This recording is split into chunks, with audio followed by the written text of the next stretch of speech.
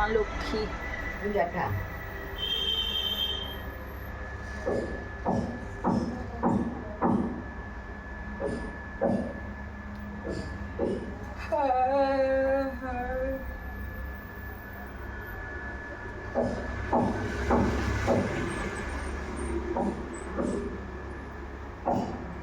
সাজাতে পারে, রান্না করতে পারে, সব পারে। লুচি পুরি লক্ষ্মী মেয়ে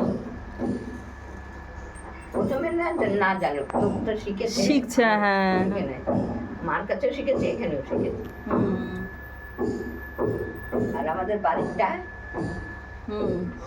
ঝগড়া করতে উস্তাদ। আর বলো না, আমার জীবন শেষ করে দিল।